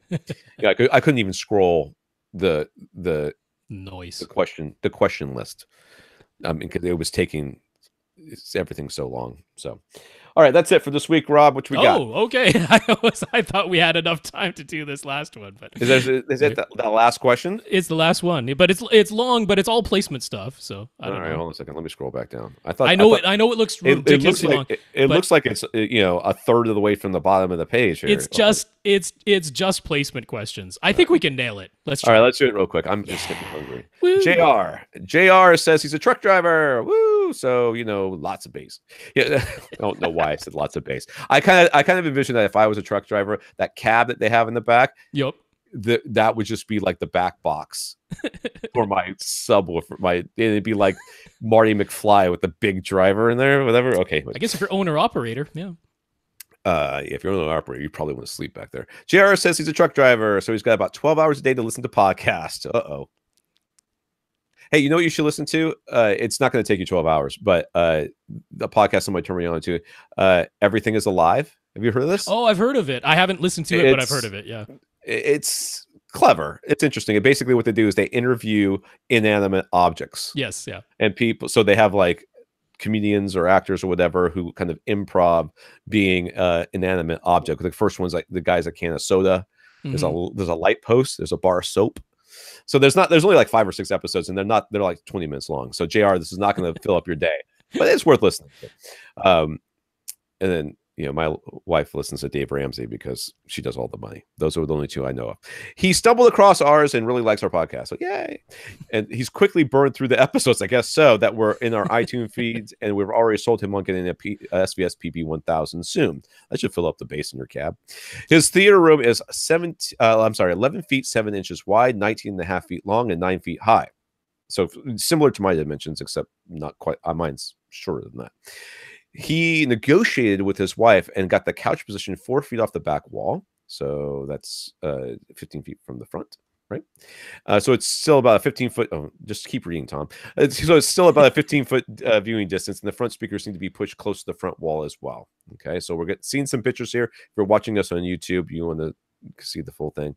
And there's a blurry dog. I guess he's blurred out to protect. Oh yes, to protect his identity. That was always my favorite Mitch Hedberg joke. Is like, maybe it just is blurry. So the front speakers are angled towards the center and right in the front left and right corners. Yes. Okay.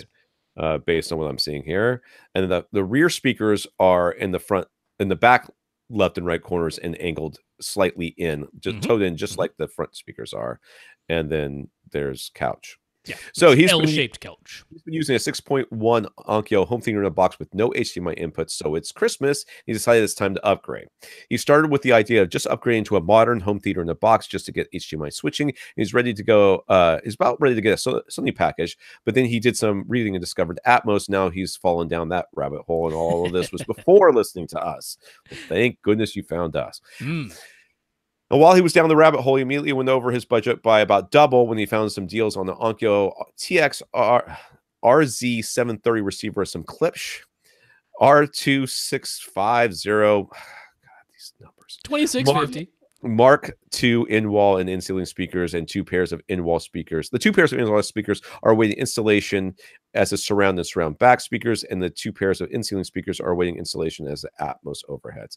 By the way, you did not need Klipsch speakers in this room. Well, but these particular Klipsch speakers, they're not horn loaded. These are their regular. It's the silk dome tweeter, the polypropylene woofer. So these are quite standard in-wall and in-ceiling speakers. They don't really have any of the Klipsch hallmarks. It's not titanium. It's not horn loaded. So they're pretty normal. Make this room feel a little bit less cluttered with those speakers in the back. Yeah. Okay, the RZ730 can power 9 speakers on its own, but can process 11 speakers. So he was planning on using his old Onkyo home theater in the box receiver. It's a 2-channel amp, and that should be fine, right? Well, yeah, as long as you set the volume level to 0, whatever reference is on that thing, and then don't ever touch it again. That's right. Yep. It's take the knob off. Just a stereo input, and to drive like 1 pair of overhead speakers or something, totally fine. Put it into pure direct mode and turn off any bass management or any of that stuff. Yep. And you should be fine. And now it's an amp. Yeah, so he'd like our recommendations for his front three speakers. These do not have to be in walls, but as mentioned, they will need to be positioned close to the front wall. That has had him considering models with front ports, and of course, he was also considering clips since his in-wall speakers and insulating speakers are all clips. But again, they're not the regular clips, so I totally wouldn't have to match them to other clips in this case. So this is all for movies, and since he's already come this far, he wants to make sure this end result is going to be killer. So which front, left, center, right speaker should he get? He's thinking his budget around 600 to 750 for all three speakers. Can I say RBH again? Because I feel like RBH is the one I would go for with their impression series. Are they still calling them impression? Yeah, it's still the impression series. Those are rear ported, all of them though. Yeah. So do we care? I don't really care. I don't really care. Because I have a similar thing, which is, I mean, it's always our go-tos, right? But I'm like, if you don't care about rear porting, and if you got, okay, so I'm going to say Ascend, something in their SE series, the CMT 340 center, the CBM or CMB, gosh, I don't remember, 170 SEs anyway, the bookshelf speakers, as your front, left, right. And Dave himself will tell you that 3 inches of clearance to the port on the back is sufficient. I was going to say it. Looking at this room, like there must be a way to get 3 inches from the back of the speaker. Right. So, I am of the same opinion. I mean, if you're really super worried about it, I mean, you could put, an inch, 2 inches, and then one of those inches, you could put a little bit of a panel back there. Just some absorption. Some absorption right behind the port. I mean, you could literally just get some insulation and just stick to the wall. Why not make it a panel at this point? He's basically got them in the front corners, so why not just make it a panel, a 2-inch panel, and then you can basically put the port almost as close as you please.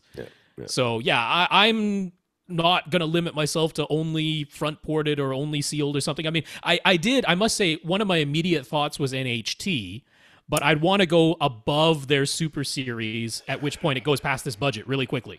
Right. So. I'm in agreement. RBH or Ascend, you can't go wrong with either of those. You just can't. They're so, again, you don't like the way it sounds, it's not your speakers that are to blame with either of those choices. So really hard for me to say, why not? And that's 2 choices. Bring them both in, listen to them both, decide which one you like better. It's not going to cost you a pile of money or anything.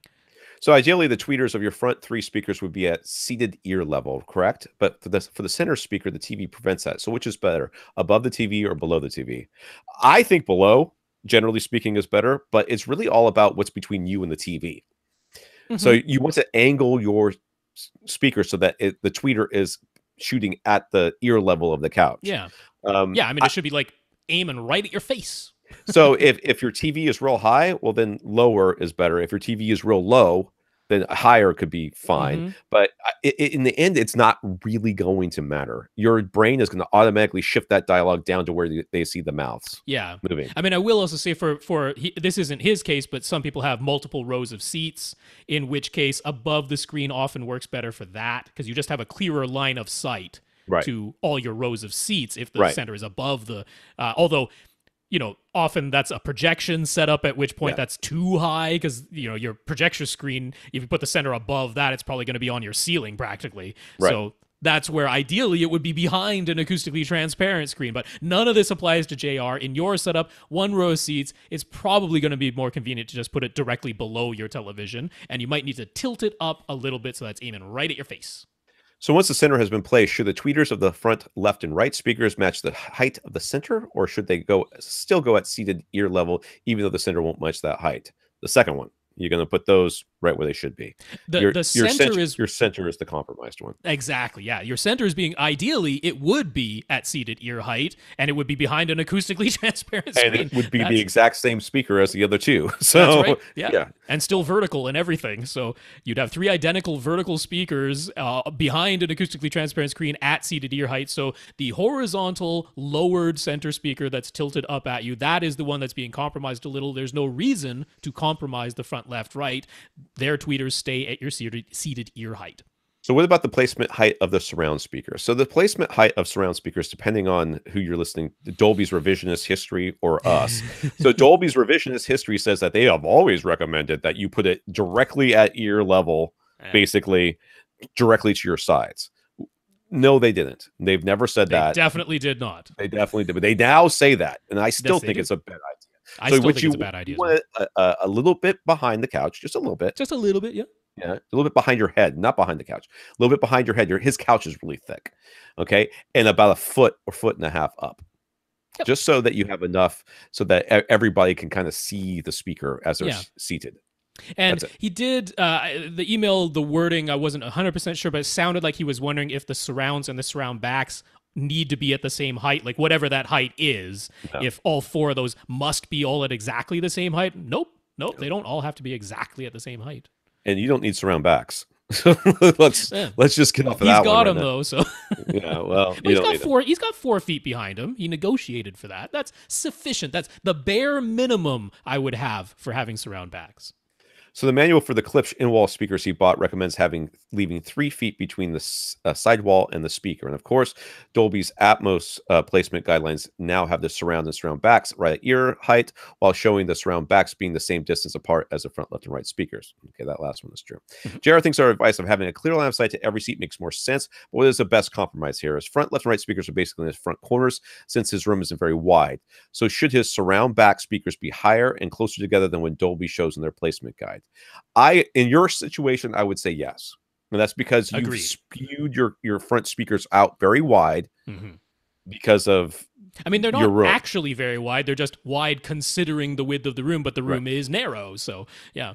Yeah. So your surround back speakers should be closer together, I think, and higher than probably even your surrounds, because it looks like your couch has got a tall back. So you're going to want them up a little bit higher as well and facing straight forward. Oh, yeah. Yeah, again, maybe a foot elevated, so start with tweeter at ear height and maybe go about a foot above that. That should be sufficient. That'll clear the back of your couch. The tweeters won't be firing directly into the back of your head. But yeah, I would have them a little away from the sidewalls as surround backs in particular, because these aren't just replacing the surrounds that he currently has in his rear corners. He's going to have surrounds on the sidewalls and surround backs, and you want those to sound like they are behind you, not to your sides, because that's what the side surrounds are for. And THX recommendations have the surround back speakers almost right next to each other, as like almost a foot apart, only a foot apart. So I think you have a lot more room to play with the surround backs than you do the surrounds. So he could put the in-ceiling speakers 3 feet in front and 3 feet behind him and call them top fronts and top rears, but then the top rears will only be about a foot from the back wall. What would we recommend? In this situation now, with the surround backs all being kind of in close proximity, I don't know that I would go with top rears. I'd probably do top middles. I would do top middles and front heights. You have to call them front heights, but you could basically put them about 6 feet in front of your seat. Yeah.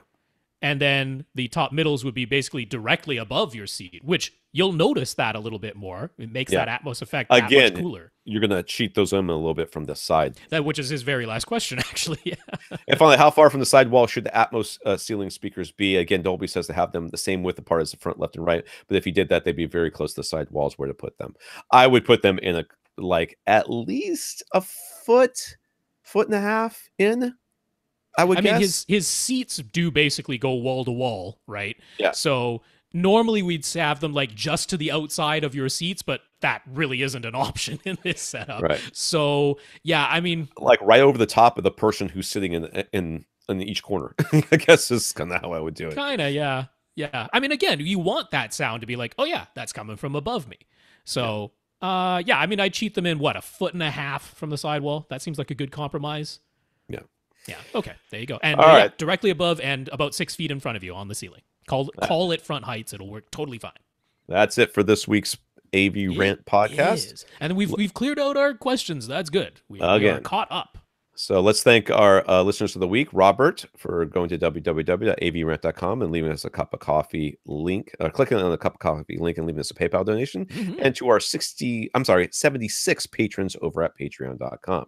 Yeah, patreon.com/AVRant Podcast if you'd like to sign up for an automatic monthly donation. Thanks to our 76 patrons. And thank you to Robert, which I think is Bob, for giving us a donation via PayPal on our website. Appreciate it. I want to thank Jason and Gore offering to provide my brother with a PS3. I will take all of your PS3s. Yes. Boschko. We want to thank him for talking us up to SVS. Yeah, Jason, Greg, Boschko, thanks so much for supporting the podcast.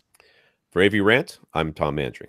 And I'm Rob H. Now go out and listen to something.